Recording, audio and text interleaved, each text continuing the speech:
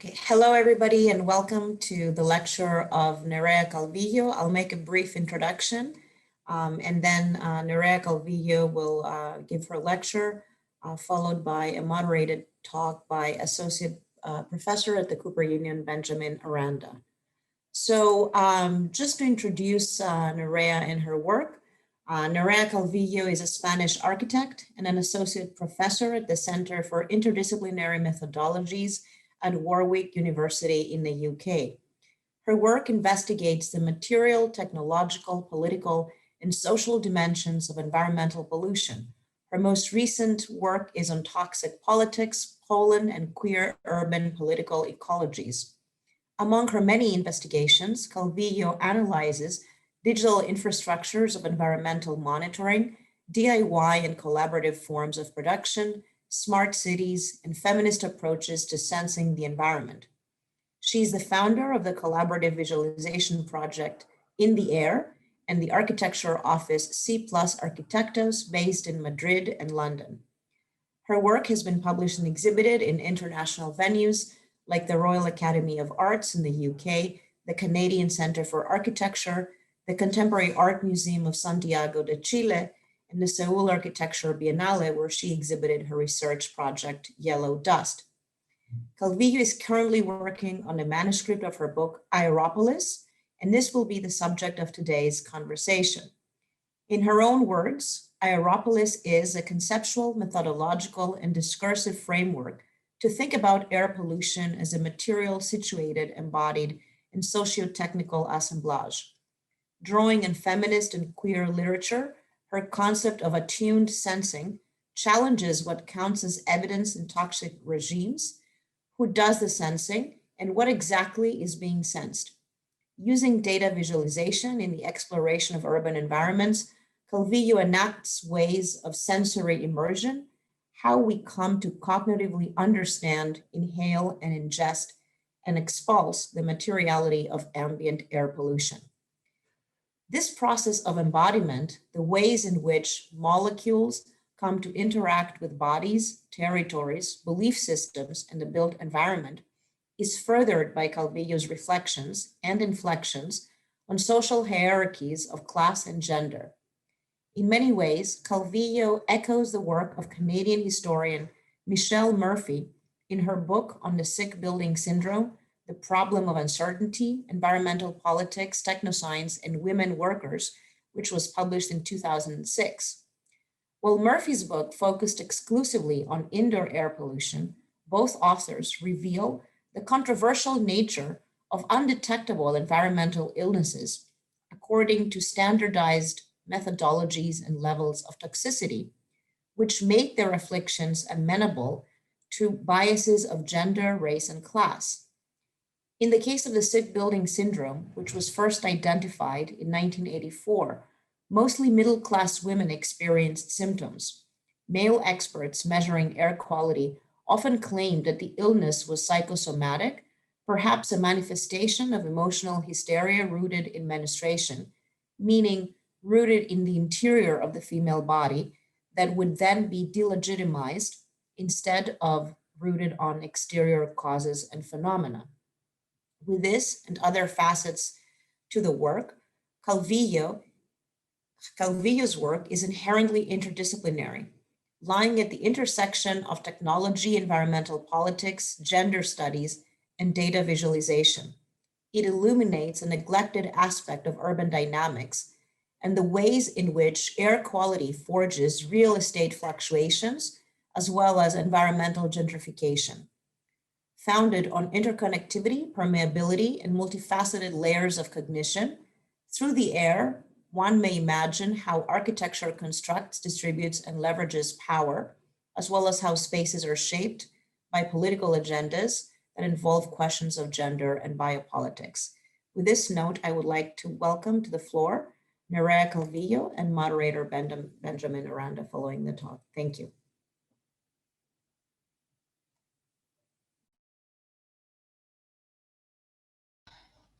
First of all, thank you, Lydia, for this beautiful and generous introduction.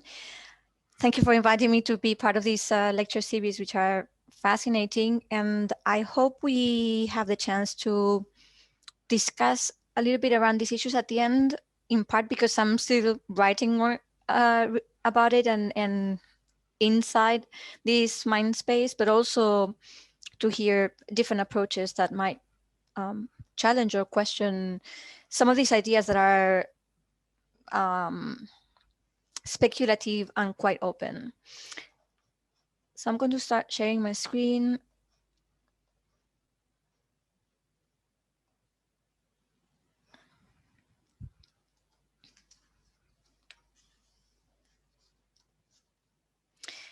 When we think about urban air, we tend to look outside the window, probably towards the sky, because we tend to see the air as something out there, as something that doesn't touch us, and maybe doesn't even concern us, even if we know by now that it might be polluted.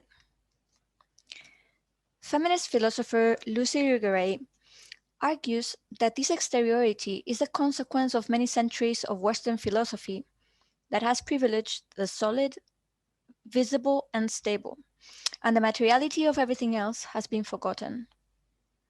This is not only a philosophical problem, it has consequences on what we think the city or our urban environments are or are not. This out there is also at the core of the environmental problems that our cities and territories face today. Environmental interventions are immersed in technoscientific conceptual frameworks in which sustainability is about protocols and efficiency to basically sustain economic growth and accumulation, where monitoring the environment is about making the most accurate measurement, the perfect map, or the most suitable air quality index. And as a consequence, massive geoengineering projects are being developed around the world to try to clean the air, as if it was a dust on top of a kitchen table. Oops, excuse me. However, the air, as an organic and inorganic, geological, chemical, and biological force, challenges our understanding of the city and the modes of operating in it.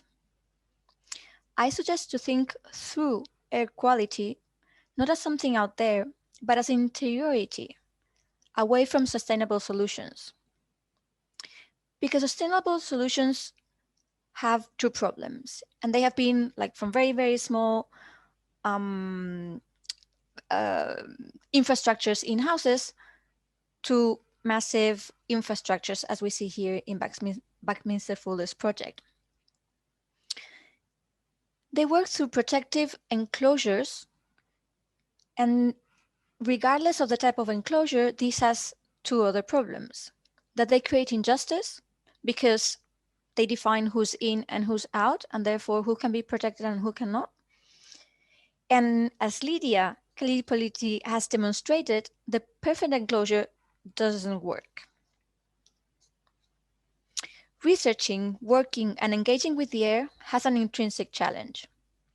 Dealing with its material properties, its instability, mutability, fluidity, mobility, inapprehensibility, but more importantly, I would say, its imperceptibility, invisibility, and the difficulty of tracing its effects become crucial in order not only to think differently about the air, but more importantly, to work in or with it. As Irigaray points out, it is this invisibility that makes it forgettable. And not only, Bruno Latour asserts that the air is fragile, it's technical, it's public, it's political, it could break down, it's breaking down, it's being fixed. So I suggest to think the air as a socio-technical assemblage, as Lydia has mentioned before, that connects each breath with the city. This considers the air beyond its materiality and includes many other agents that are part of its production process, its management, or its suffering. And I use the city as a heuristic metaphor. The intention is not to claim that the air is or performs as a city, against other models of territorial organization, such as megalopolis or villages proposed by Mumford or McLuhan, for example. I use the city as a reference of a complex organization that brings together spatial, material, social, and political conditions. So from now on, I will call this specific urban aerial assemblage Aeropolis. So come with me. Let's suspend ourselves and float in Madrid's air. We could look at its inhabitants, its agencies, its borders, its markets, and representations. But today I'm going to focus on its infrastructures. In UK and European cities, as in many other places, air pollution is known about and made accountable through technoscientific monitoring processes based on data. And the toxicity of the air is defined through epidemiological studies and made political through policy. What is being sensed by stations like this one from Madrid are concentrations of pollutants in the air. These numbers might be fundamental to provide evidence where there's locations where we don't have data, when there's environmental injustice. So numbers can be really, really important and useful. However, they can only be contested through the same high-tech sensors. So what can we non-atmospheric scientists do to know more and intervene in with area conditions?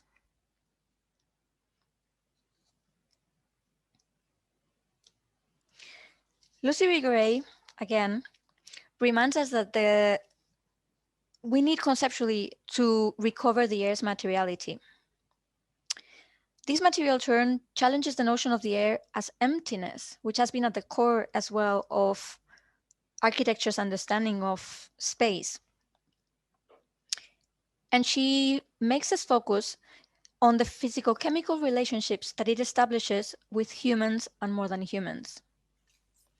These relations cannot be sensed only by measuring concentrations of gases and particles per cubic meter, as the sensors that we just saw do. So in order to identify these interactions between air pollution and other entities, I will expand the notion of sensing the environment from measuring, as counting, techniques or technologies, to practices closer to notions of prehending or feeling. And this is very interesting because in English, one can say sensing both for monitoring and for feeling. But in Spanish, for example, we have two very different words that would never come together. This epistemic expansion has a double objective.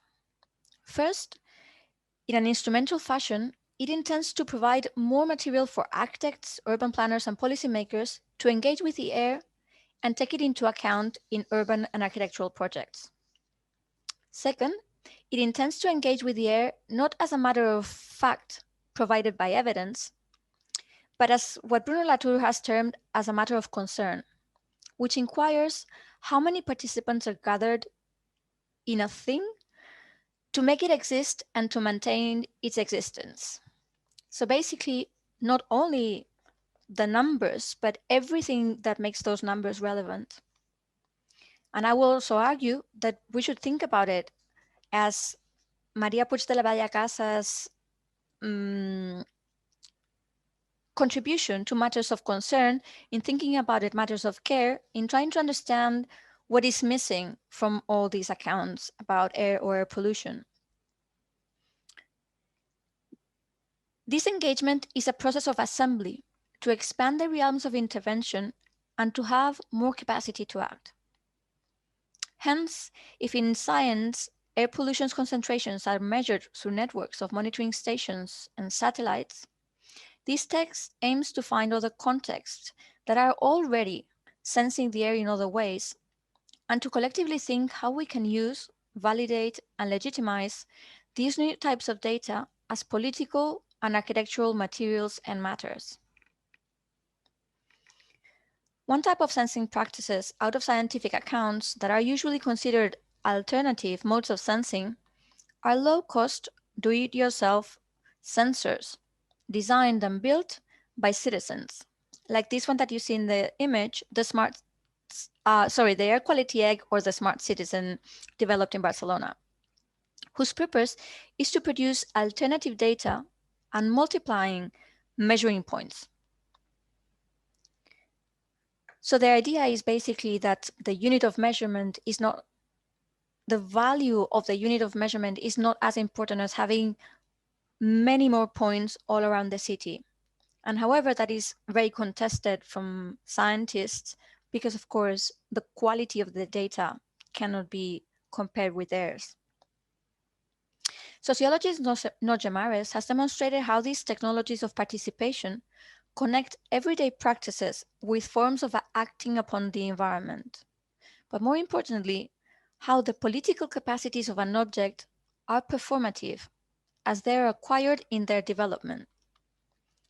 So from this perspective, more than the technical capacities of the sensors, which are usually the core of the critiques, what matters, in my understanding, is how they are arranged, who uses them, who commits to building them, and so forth.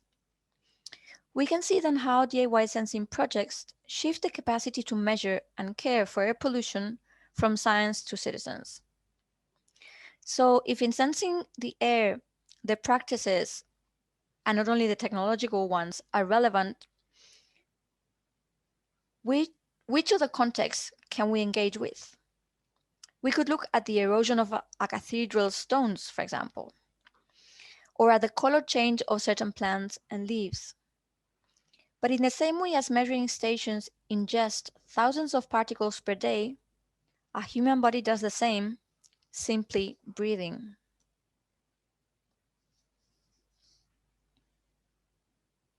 Anthropologist Tim Choi's work on breathers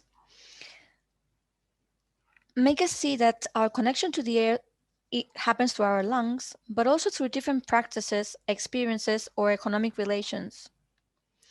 And he makes us, or he allows us to see how, understanding these bodily engagements, we can get closer to what he beautifully names as the tactility of the atmosphere. To consider embodied practices as the recipient of the senses or of the subjective sensation. And this from a Whiteheadian perspective, understanding a sensation as a mediator of experience through a process of excitation of matter between the air and the bodies that it penetrates. So sensation not exclusively as a feeling, but also as an interaction between our bodies and the air. This excitation is an effect produced by a process of tuning among different agents, a toxic bodily interaction where all are being transformed. In what follows, 3 different approaches to this interaction will be unfolded. Embodied sensing. Until the Enlightenment, the senses of natural philosophers were an essential part of their experimental apparatus. Through these experiments, both the body and the senses of the chemist had to be trained and attuned to the object of research.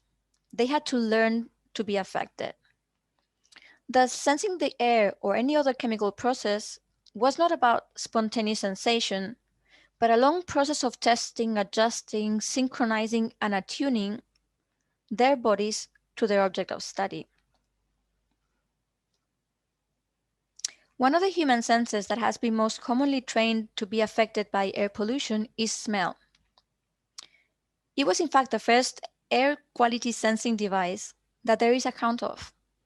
In 1856, nuisance inspectors trained their noses by walking the streets of Birmingham, visiting factories, and assigning through smell the toxicity of certain smokes. And of course, they needed to share how they could describe those smells, how to train younger inspectors in how to detect them, and so forth. And this was prior to the visual comparisons between different types of smoke.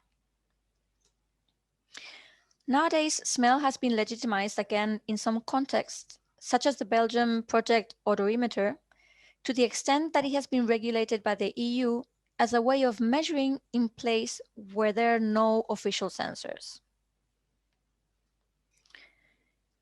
This is very important because the EU presupposes that we should use technological devices, but where we cannot, then these human noses might gather evidence that counts in legal terms.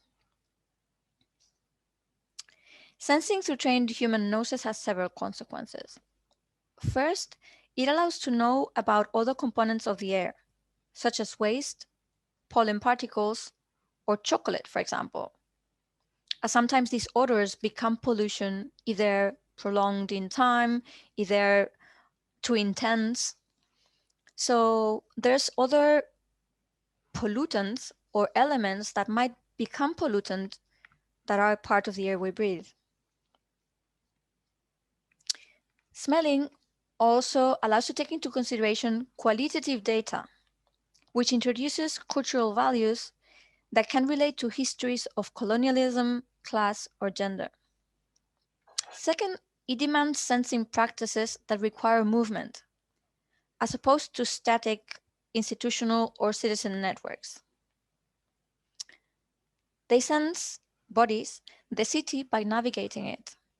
And by doing so, it not only redistributes the places of sensation in the city as a process, but also who is able to sense, and it provides means of knowledge production to engage citizens. Collective atmospheric attunements. Taking the notion of tuning or affect between human bodies and the air further, it could be argued that air-related syndromes are also collective ways of sensing the environment, where bodies are not actively and voluntarily measuring devices, but are passively affected by aerial conditions. These syndromes, which have been identified as the sick building syndrome related to interior spaces, and which Lydia has spoken about before. Then there's the multi-chemical sensitivity syndrome, which works both for indoors and outdoors, and it relates to some scents and some chemicals. This, there's an environmental syndrome as well, which only happens outdoors. These syndromes become visible through a wide range of effects in the body, like stinging eyes, nausea, fatigue, or running noses. They're very similar syndromes than the ones that the women accounted for in the sick building from Michelle Murphy described. They're effects that cannot be measured, that are very different in different bodies, and so subtle that they may not cause death, and therefore, how do we account for them? We face here a process which is not about trying to let the air speak or manifest itself, but where the air is speaking by itself through human nuisance or damage. In this mode of sensing, the senses are not referenced to the technological as sensing noses, because sensing noses get trained and see how close they can monitor to electrical noses.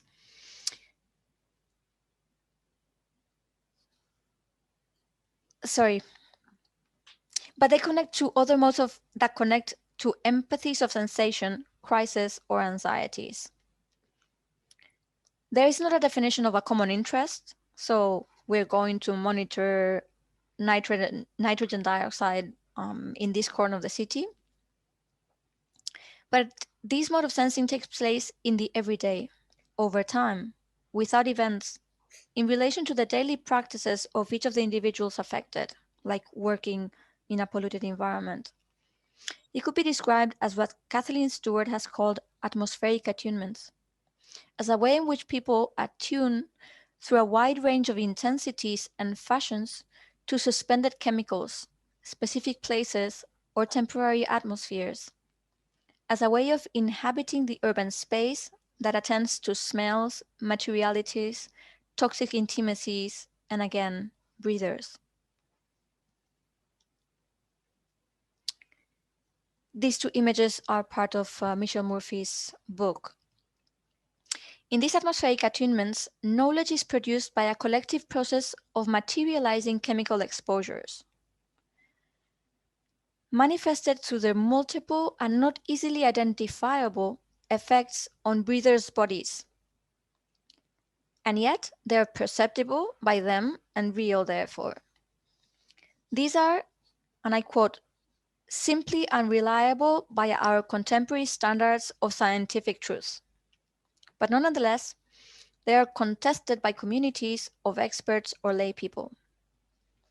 Knowledge emerges through atmospheres generated as a collective, in real time, through small talk, circulating collective nuisance until they get the power to activate the development of practices and devices, so scientific research, as in this case, laboratory trials or labor rights, to produce evidence of these exposures or effects. And this is very important because they need to get together, otherwise each individual's description of what they are suffering or feeling might never be accounted for. But as historian Michelle Murphy reminds, the struggles to render chemical exposures perceptible was not only to observe errant molecules, but also who legitimately observed and who experienced exposures. And this is crucial because it shifts the focus from the scientists to the affected.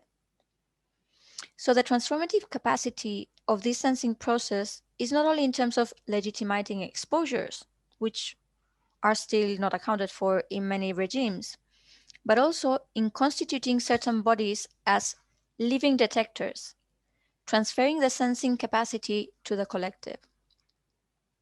They involve the sharing and managing of affect, breaking the body-mind dichotomy, as the nuisance that people experience cannot be segregated from their physical environment and nor their lived experience of what they feel. How can such a nonlinear process of sensing air pollution through and with bodies and attunements affect the air and the city, you may ask? The city can be affected by changing public space regulations to construct, for example, smell-free zones. This regulatory process is, according to law sociologist Sheila Jasanoff, the only way of putting thin air in proper places while surely affecting the materiality of the city. Then, aerial conditions organize the distribution of smell, opening up the access of some bodies that could previously not enter those spaces because of their chemical sensitivities. These smell-free zones also change the composition of the air by eliminating some of its components, scent, toxic emissions of certain construction materials, and so forth, suggesting new ways of thinking about the materiality of the urban space, not only in relation to aesthetics, function, economy, or safety, but also in how they interact and exchange stuff in the air. The air is also activated by its problematization, being framed as the air of exposures, where what matters is where and how aerial physical interactions take place. Which is to say that air pollution needs to be spatialized, becoming not only an issue of public health, but also, of course, of environmental justice. Attuned sensing.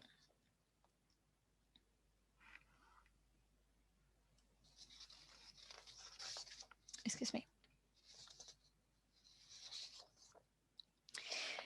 In 2009, Madrid City Council changed the location of its air quality monitoring stations without notice, reducing the pollution average of the city and therefore provoking a scandal.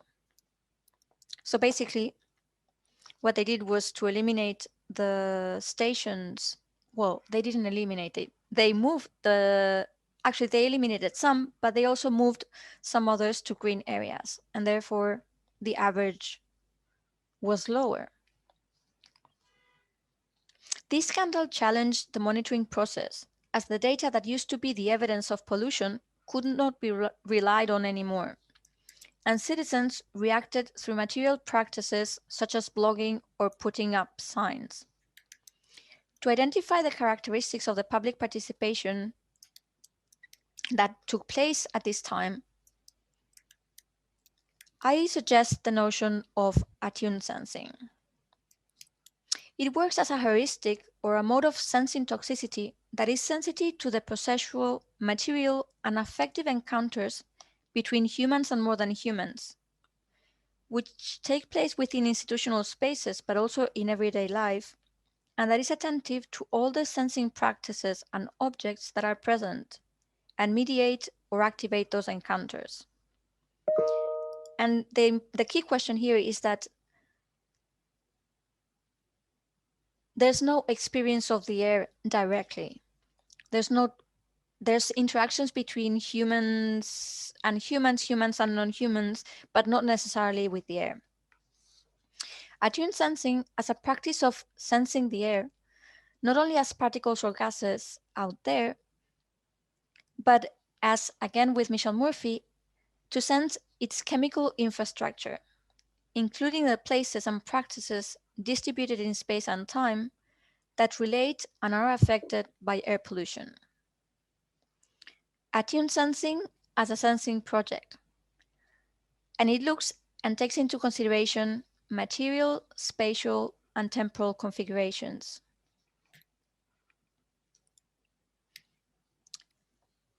One of the practices, let's say, or consequences of this scandal, and I'm going to mention three, was the following. Ecologistas en Acción, which is an environmental NGO, sued the mayor and the representative of the area of the environment in the penal court with charges as a crime against the environment, typified in the penal code, which punishes whoever pollutes directly or indirectly the environment with jail and professional inhabilitation. For ecologistas, toxicity was extended from the health of humans to the health of the whole environment, making accountable the impact to more than humans and offering a more ecosystemic form of cohabitation. Existing collectives that were already attuned to air pollution, such as Afectados Nudo Sur, offered to develop an air quality information app for the city council in exchange for solving a very specific infrastructural problem that they had in their neighborhood, a ventilation opening of the underground highway of Madrid-Rio that was, they knew, but there was no data, that was producing a lot of pollution. For Afectados, knowing became an issue of accountability, and being able to know the emissions of a place of an infrastructure became a collective right. So what they were fighting for was to measure, and then discussion could take place later on. But measuring the air as a right makes us think about which kind of sensing processes, devices, or understandings of the air we need for that. At a nearby location, another citizen association displayed a sign at the location of the recently removed monitoring station, Luca de Tena, informing people about the better quality at that location. Breathing is bad for your health. Toxicity was for this association not so much about concentrations as about environmental justice, and the visibility of the stations was an issue of public discussion. So they made visible that the location of the stations, which before had been never discussed, and as you can see, they are camouflaged in these green colors with no notice of what they are, so that they just go they become invisible in the urban environment. Oh, sorry. Reading environmental monitoring through the processual and orientational process of attunement expands the ways in which toxicity can be sensed outside of quantitative data. This mode of sensing recognizes how the different spontaneous attunements to and with air pollution produce matters of concern, revealing the different concerns of the multiple actors involved in the controversy over Madrid's polluted air, which can be seen as qualitative descriptions of toxicity. This mode of sensing politicizes toxicity in a different way by redistributing the actors, practices, and objects that make the toxic not only knowable, but also accountable, and opening up spaces for citizen intervention.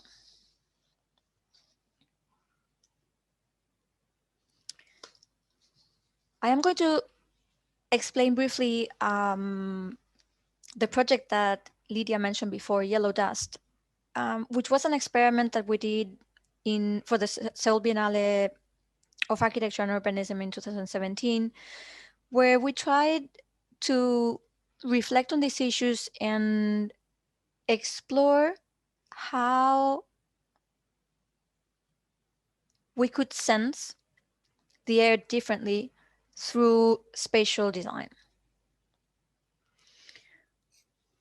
We realized that in Seoul, one of the main challenges they have is that they have these yellow dust, Huangza storms that come from China, Mongolia every year, but only for 2 weeks.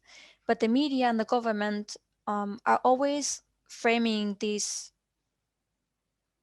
dust as an invasion from foreign countries, Mongolia. So bringing together, of course, one, colonial understandings of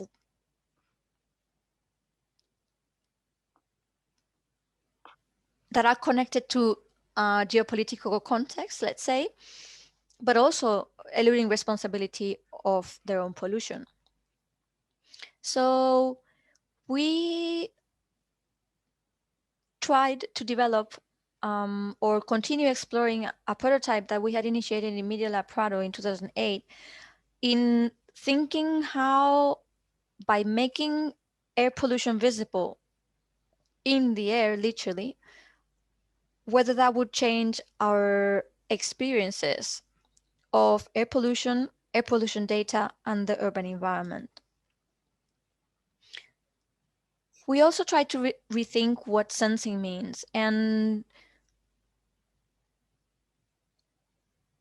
as we saw before, there's a massive debate between scientists and DIY people and everyone in between about the quality of the sensors. But then what we decided to do was not to care so much about the data, because that area was not particularly polluted, although this was a prototype of an infrastructure that could be used for environmental justice purposes in other places. And also to move away from data again. So what if through changes in the density of the air, we could get an understanding not of the quantities, because we don't know the measurements, but maybe the measurement doesn't matter so much as to learn to be affected and to learn to recognize what is low and what is high levels of particulate matter, just by being there, by going every day, but by spending time with the installation. And we also used it as a tiny experiment to see if we could measure the remediation capacity of water vapor, which is what conformed the cloud. And that's why you can see a sensor up above, which is the one that senses the air out there. And then a sensor below that would measure and monitor the difference, hopefully, according to the sedimentation that water produces in particulate matter. For that, we had to build our own infrastructure.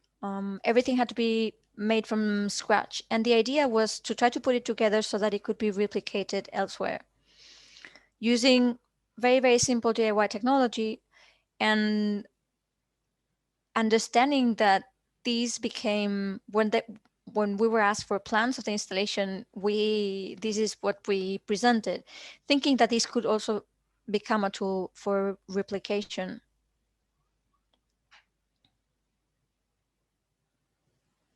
Can you, well, there's laughs of these children.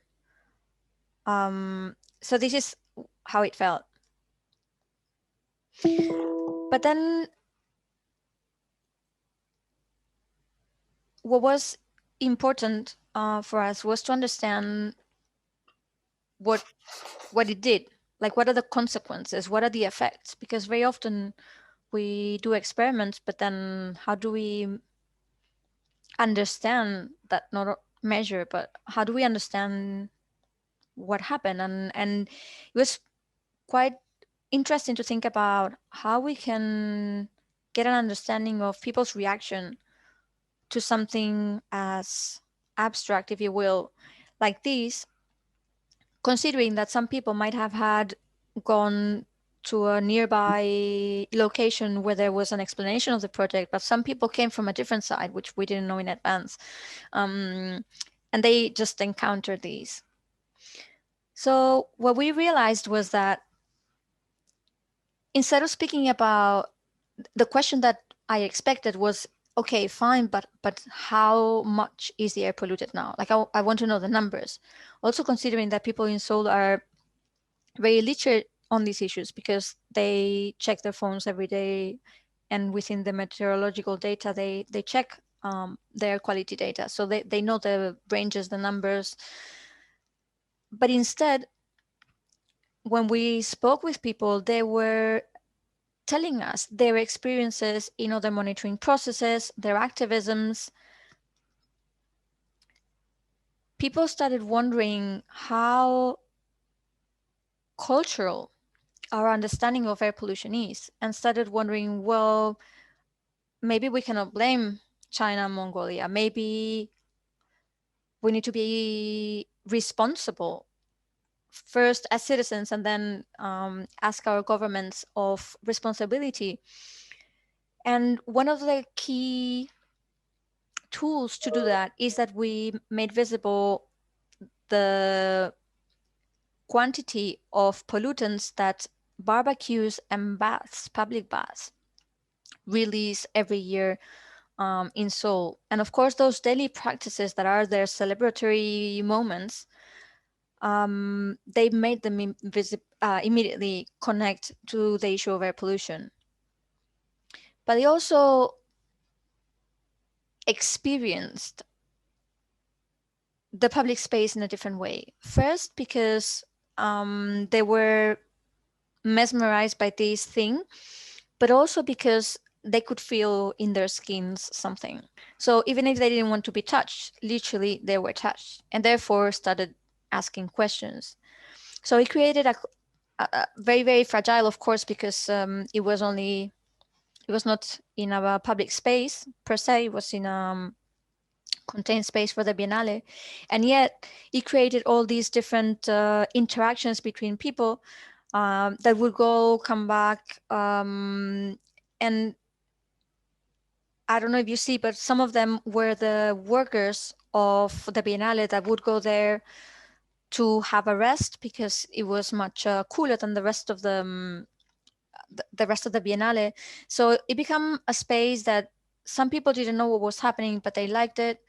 Some others started wondering about air pollution. Some others communicated even without us wanting or asking what they felt. And many of them became more interested in it. However, something that is very common in these type of projects that expect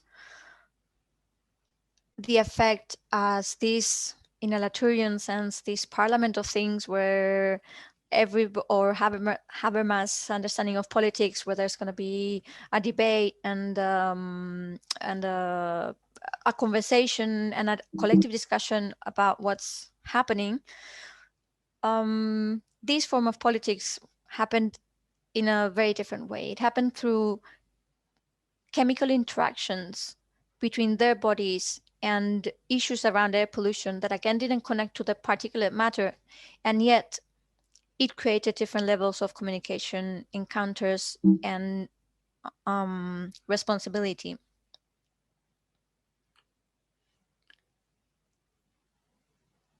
So, hoping to reimagine sensing in a feminist mode and to expand the realms in which we can engage with air pollution, I've drawn attention to the practices that bring the air and humans, and other than humans, and technologies, and spaces, and cities together, focusing on 3 ways of attuning bodies, collectivities, and things that happen beyond the contact with the air. To pay attention to these forms of sensing enables citizens with no technical expertise to sense and engage in air pollution, and challenges scientists to legitimate and other forms of evidence and knowledge production practices. Another merit is that they display a wider range of aspects of the air to work with for architects, urban planners, and policymakers, providing frameworks to rethink, interpret, and intervene in our cities and the environment, and hopefully in a more just way.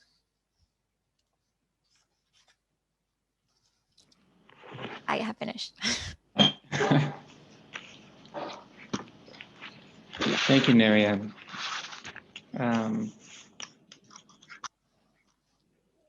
Let me just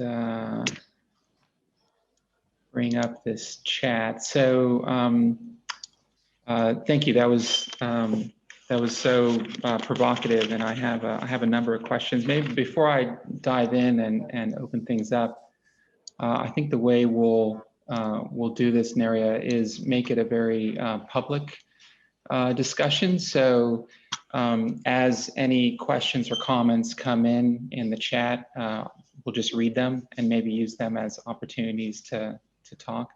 Absolutely. For instance, okay, there's already something coming. If you don't mind, I'm just going to go right in because I don't want the chats to go forgotten. So this one from Chat Gomez, the ideas surrounding embodied sensing and atmospheric attunement are indigenous technology concept. In your research, do you acknowledge these histories and existing traditions? Also, is this the DIY build available on an open source platform? So 2 related questions. Yeah, thank you. They're very good. I actually didn't know that attuned sensing and embodied sensing and atmospheric attunements are indigenous technology concepts. I draw from feminist STS mostly. Kathleen Stewart's coined the, let's say, I draw from Kathleen Stewart's notion of atmospheric attunements. Anderson also in 2010, if I'm not mistaken, explored this understanding of attuning to what we cannot describe, and they come from affect theory. But I had no idea, so thank you very much for pointing it out. If you have any suggestions that I could look at. Right. And embodied sensing, just to explain, like from many different perspectives, feminist theory and methodologies and beyond STS have accounted for the necessity of bringing bodies into the fight, but also into expanding our ways of knowing and legitimizing ways of knowing that are not accounted by science and technology and male-dominated arenas.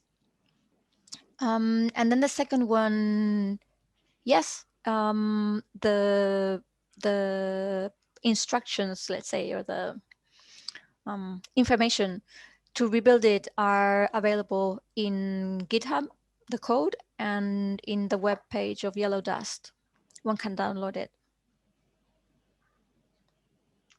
Great. Well, I have maybe a few different discussion areas that relate to your project. One has to do with mapping the invisible, which I think is a lot of there's a lot of touch points in your talk about that. The other thing the second thing I wanted to talk about was the bias of data in general. And the third thing I was curious about was something more, maybe more personal anecdotes to your research in the contemporary framework we're in with this pandemic, and whether there's any insights you have there. So, but I'll start with the first one, mapping the invisible. You have, you're uncovering new territory for practice, is how I interpret your project. You're exposing not just a theoretical framework for sensing, but you're actually, through your projects, really pinpointing ways to discover them through projects, through technologies, through mapping efforts. And you also collaborated with a range of individuals that do similarly minded efforts. And I'm wondering, because we're speaking to a student body that is so interested in alternative forms of practice and essentially new ways of being an architect in a way that's critical and aware of all the biases out there. I'm wondering if you can just talk about this form of practice, essentially, and maybe people that you've worked with or artists that you think are shedding light on projects that make this idea of sensing, that use the Aeropolis as a site of disclosure. I'm wondering if you can just talk about the form of practice that you've really opened up with this theoretical framework. Actually, it happened the other way around. It started with a practice, and I've built the theoretical framework just to try to make sense of what was happening. And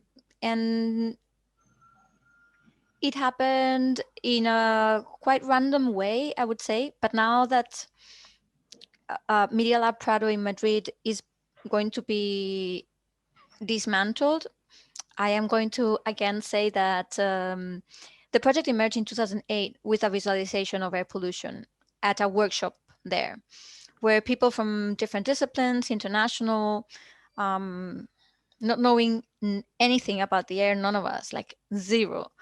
It was a visualization project. I wanted to learn processing. So it was a very random start.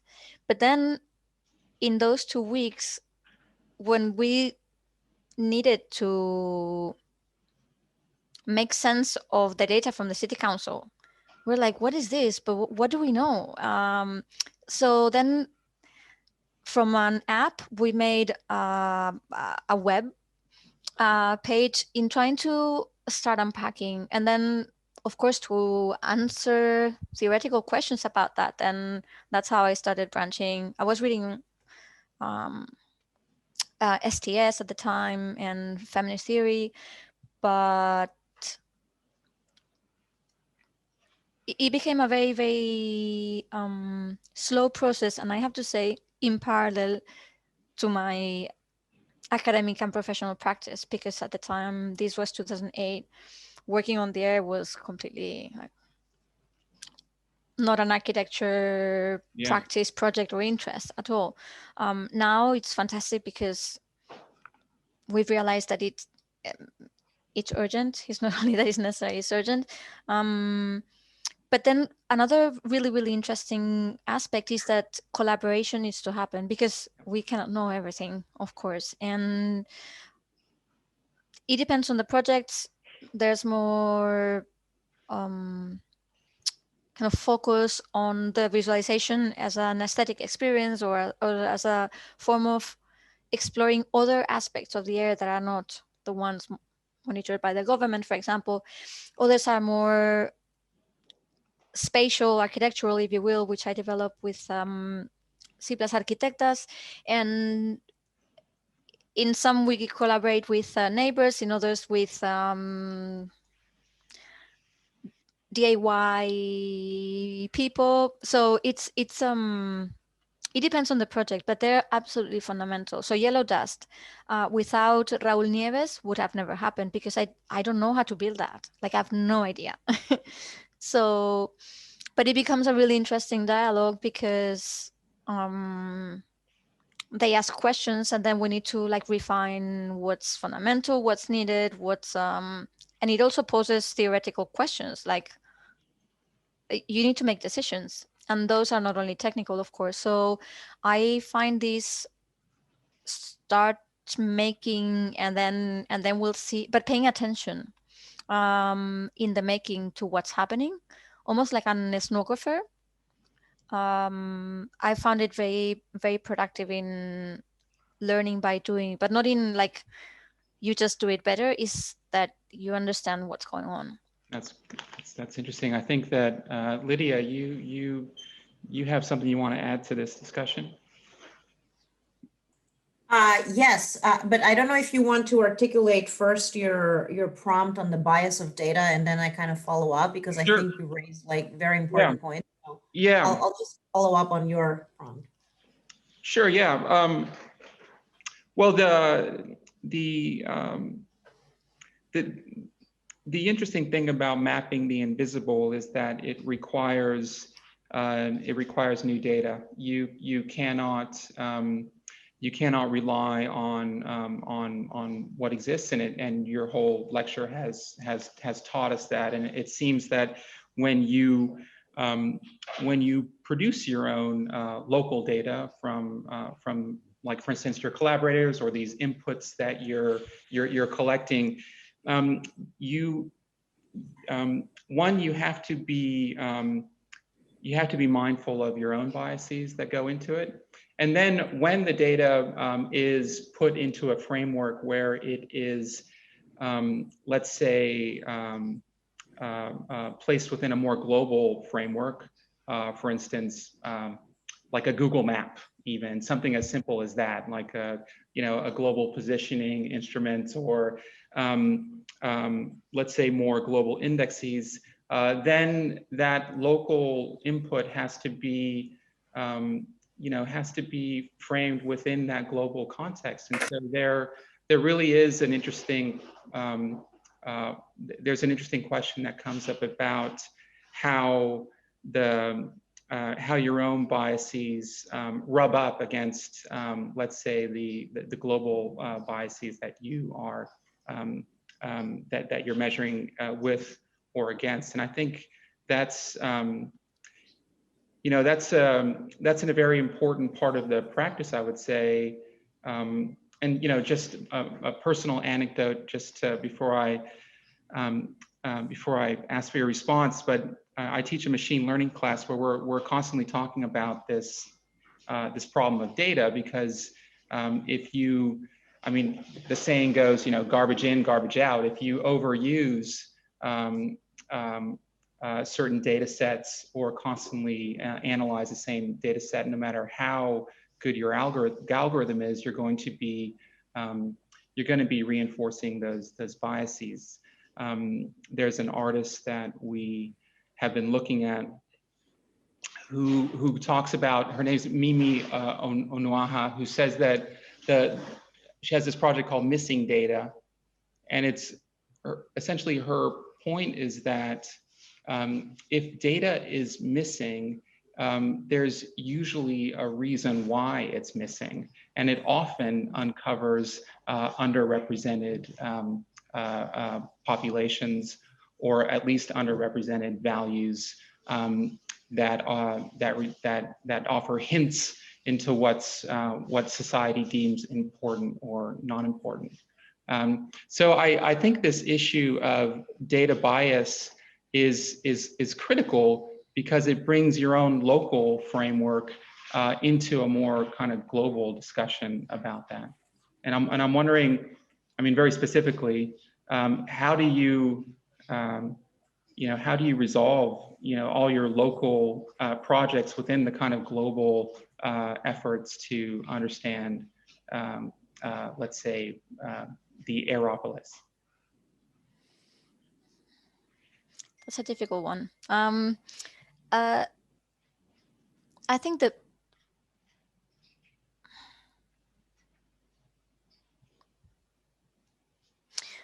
the whole process is biased, like everything we do is biased. For me, the question is how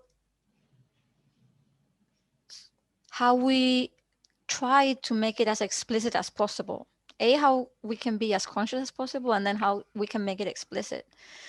So in the visualizations class that I taught a couple of years ago, we made a lot of emphasis in how the visualization is not only like a map or a figure, but we need to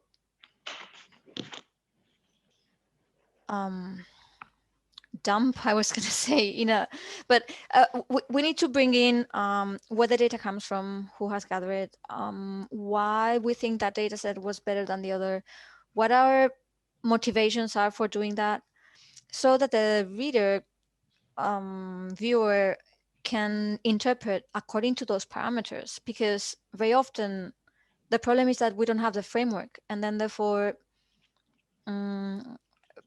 and we never consider that as part of the visualization. In terms of the locality, that's I think an non-resolvable problem or challenge, because one can engage in local issues, but then how can they translate to global ones? I would respond that inevitably what we do has effects at many different levels, and very often we just don't know in advance. But I try to pay attention to the specificity of the local, and not in order to say only the local matters, but to be thinking about how we connect what happened, what we know that happens globally or in other places, to what's happening here. For instance, in yellow dust, we wanted to connect to the air pollution in Seoul, because otherwise, like the capacities of creating engagement and therefore some form of action, and this is like impact language, but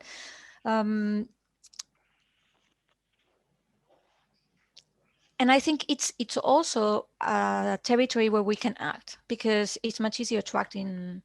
The question is the inequality that it produces, as we know, when action is only taken where there's data and usually people who can, or whether there's participatory projects and it's only the ones who can participate, that then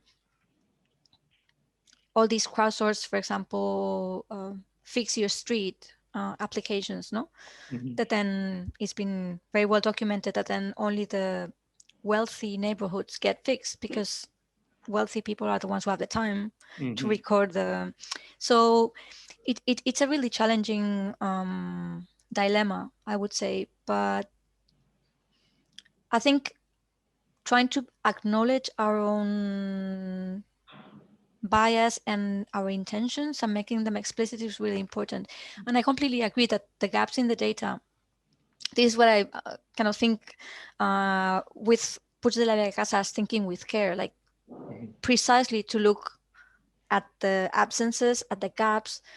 I, in a playful way, I forbid the notion of cleaning the data set and the notion of the error in the data set. And that's where we try to unpack like the reasons for those absences or errors. That's great.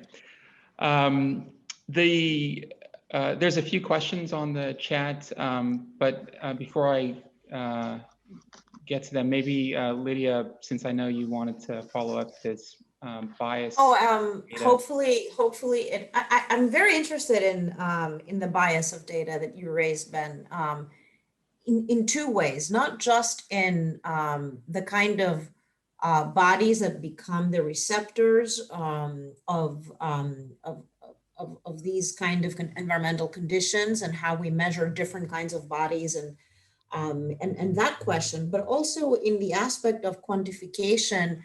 And I think in the 70s, there was a very distinctive move of the whole issue of sustainability to the technical dimension and the quantification of data, where we have institutionalized certain criteria based on which we build everything. And so I don't see this project as an alternative project, the project of how we measure air quality, but there are these standards based on which we build enclosures, and every kind of infrastructure is based on this criteria that were at some point institutionalized, legitimized, and became protocols for building. So I'm thinking, and that is a very problematic phenomenon for me.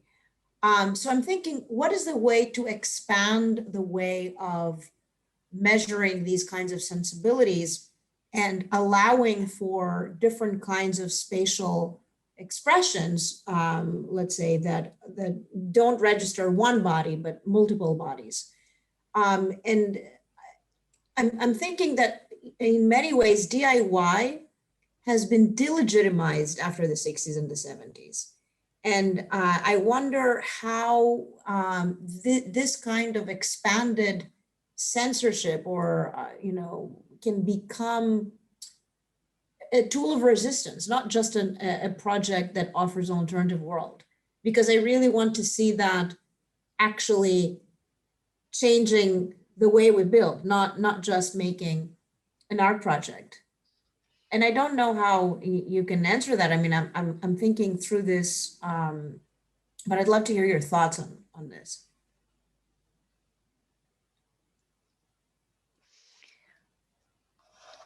There's lots of questions in there. I would say that one of the problems of quantification is the bias, but another one is that if we always intervene in relation to data, then what happens when we don't have data? And this sounds like a technical problem that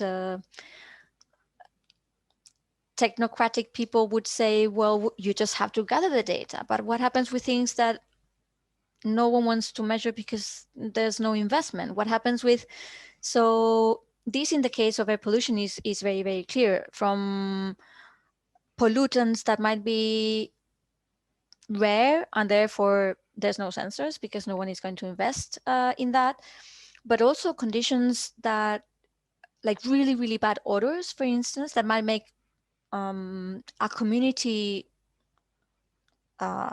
lose their smell, their taste, their capacities of having like a normal life. How do we account for the different levels of impact? And then if you think about how we intervene, I think it's fairly simple, which is we might have to take into consideration the data, but we need to understand what the data is representing. So if we take the governmental data on air pollution, we know that they're measuring concentrations of NO2, CO2, et cetera, et cetera. That's all we know. But what happens with the rest of the conditions of the air? What happens with suffocation? What happens with the combination of some pollutants in with other conditions that might be biogenic, for example? Like, there's so many things that can happen that cannot be measured with standard systems for many different reasons. So paying attention to those, even though we might not have the data, we might be able to recognize the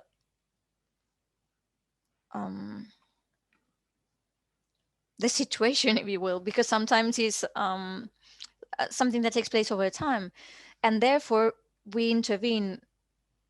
Of course, this is against efficiency, because all this idea of sustainability, as you know very well, has been based in making buildings more efficient. So numbers are fundamental to prove efficiency, but is it the only way? Actually, is it the way to engage in this ecological and social crisis?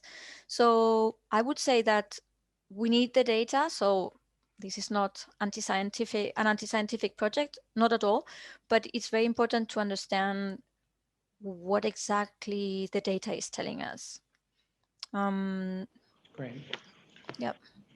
Maybe if just because they're piling up, if I could go through a couple of questions. We have one actually from our own faculty here too, from Austin Smith. It feels that the tension between quantitative data collection and sensual embodied attuning is an essential tension between indigenous ontologies and Western settler responses and understandings to climate change, specifically in settler colonial nations like the USA. I'm curious what your research's relationship is to the larger notion of ecological intimacy. It seems like the research draws deeply on eco-phenomenology.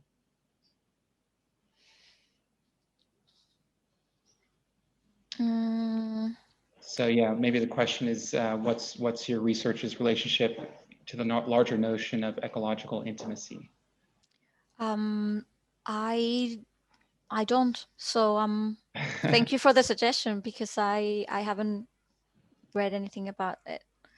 And this is interesting because, of course, depends on where we come from. Our references and the ways where notions come, sometimes they coincide, but they have different sources. So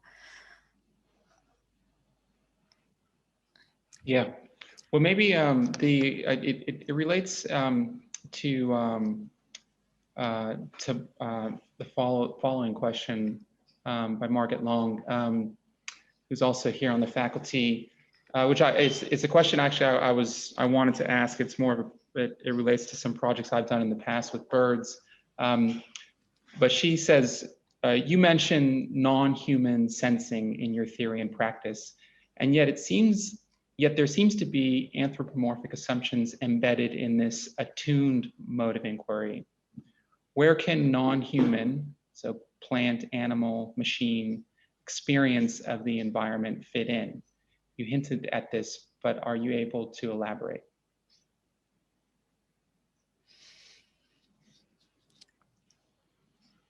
absolutely. So biosensors are crucial in understanding other ways of sensing the air in this case. I have focused on humans because very often people were saying you only focus on non-humans. What happens with the responsibility and the capacities of action? Yeah. Like, what can we do? So it comes more from that attempt to engage with what can we do as humans. But of course, and one of my interests, and I know that it's impossible to remove the human in our way of thinking, although I read lots literature on plants in particular, but to consider that we are not the only sensing bodies. And of course, we don't have to only protect ourselves, but I mean, protection is a horrible concept, but we not only have to think about how we are engaging, but also how other entities are engaging, and the complexity of what to do becomes even more difficult, because what is better for us, it's not as good for trees, for example. Like the volatile organic compounds that trees release creates ozone. It might react to the NO2 that we produce, but then that might be good for us, but it's bad for trees and so forth. So it's a total challenge, but thank you for reminding me that it would be good to give them more space, let's say. I don't know if I answered the question though. Oh, I think, yeah, no, I think you did. I mean, I don't know, Margaret, did you have any other follow-up to that? Or is that, I think it's a really interesting question. I mean, I lived with a pigeon for 3 weeks as my own form of attunement to research, where I had to get the pigeon used to a camera that I was attaching to it. And, Wow. and so I had to train the pigeon in my bathroom. And it was, I think, you know, I was able to use the pigeon as a mapping device after that. But I think what was most interesting was, I guess I learned more about this animal than I was ever expecting to through this process, and there was a kind of unexpected sensitivity that I got to this device, essentially, that I was thinking was just the kind of way that I could map the city, but ended up being something that became much more meaningful. But I mean, I don't want to get into that project in specific, but it does. I think it's a really good question. There's one more here, and maybe I have one more question after this. But if anybody else has anything they want to ask, obviously I'll open it up as well. This is from Brent Patterson. Thank you for the very interesting presentation. Listening to you made me think back to Luci Irigarei's text, "The Forgetting of Air" in Martin Heidegger. Do you address her work or Peg Raw's work on her regarding data bias? Also, the great work of decolonization of the archive, also political strategies. Do we want to make all data visible? Question mark. Yes, absolutely. All the references to Luci Irigaray that I mentioned in the talk were from that book, actually, The Forgetting of Air. And it became crucial to my research because it offered a complete different understanding of the air and also of architecture, because thinking about it from a philosophical perspective and saying, well, why have we privileged the solid, how did we buy that there's emptiness if the air is full of stuff? So it has been really, really, really important for me. Peg Rose, I have read her, and for some projects or for some questions, I work with her, but for some reason, I tend to go back to Irigaray.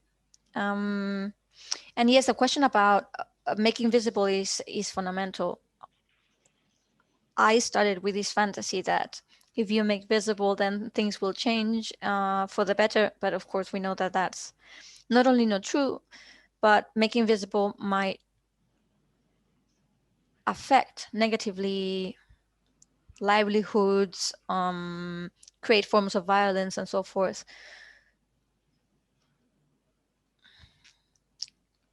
The question I ask myself is whether it's worth making it visible, who wins and who loses by doing so, and also if there's design strategies within the visualization that permit to avoid the elements that might have detrimental consequences for humans or non-humans.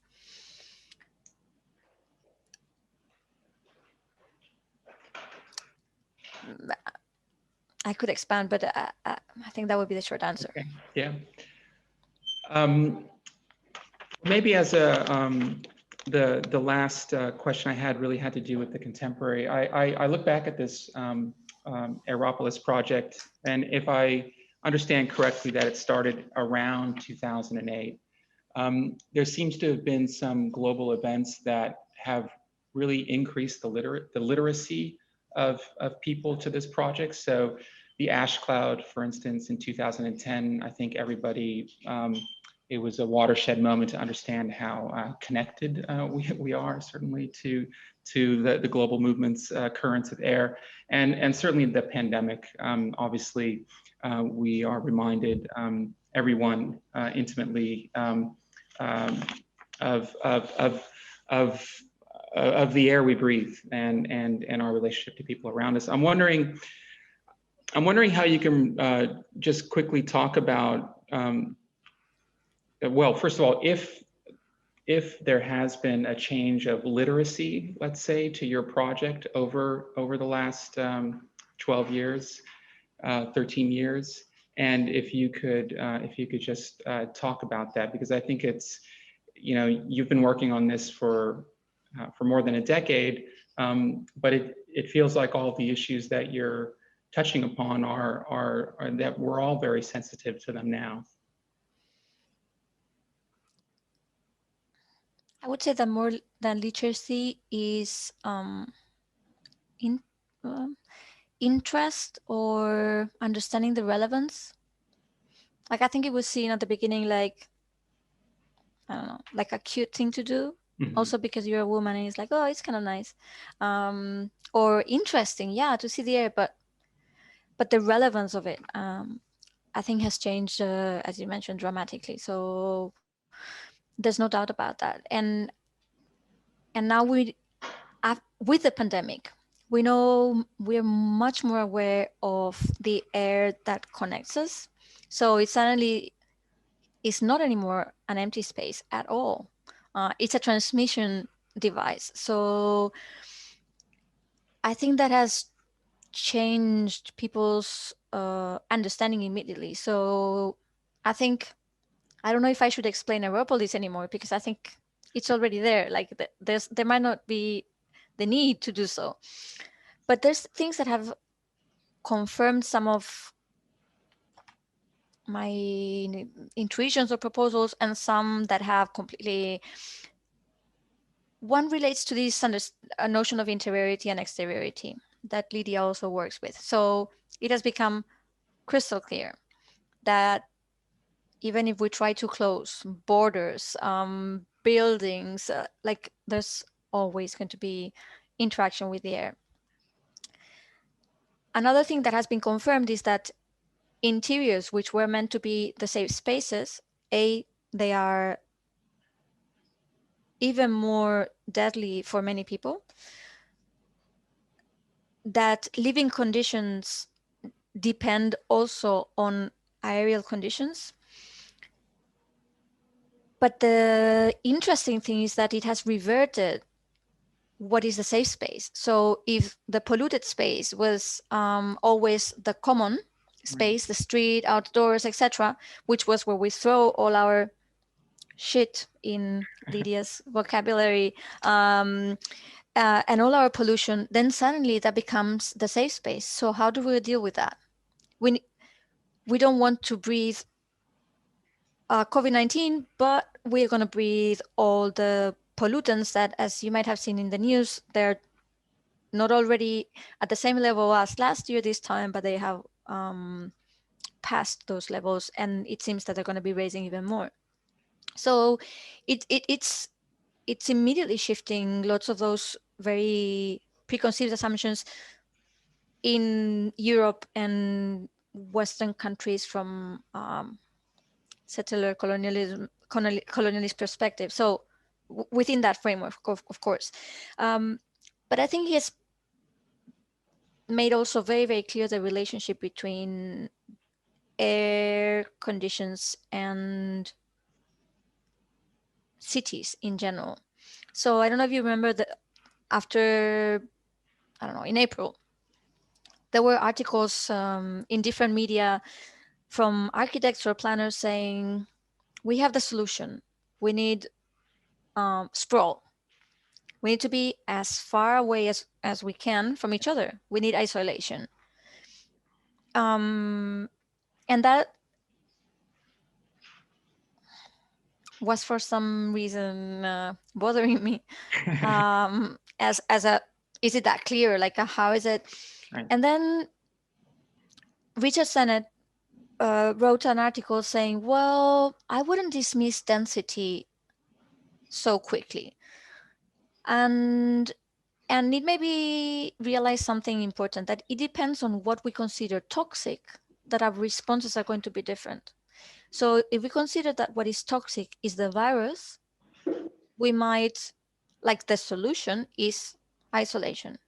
But if we consider that what is toxic, conceptually and materially, is the excess of urbanization that has broken ecosystems, and as a consequence, all these viruses don't have their own ecologies to deal with themselves and then jump into humans. If we understand that that is the problem, then density is the solution. So I find that really interesting because, and it relates to the data, like what is the data that we operate with? And depends on the data set, as you mentioned, not only that the data sets get, with artificial intelligence, they have a limit, but it also depends on which one you use. And of course, it's not that they might,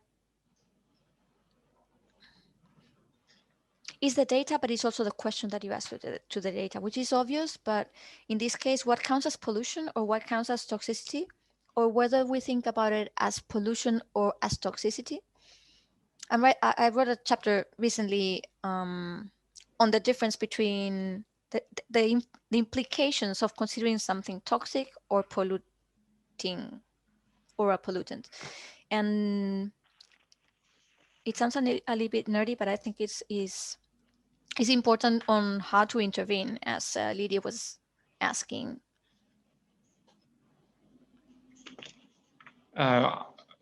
Can we look forward to reading this article somewhere, or that sounds amazing?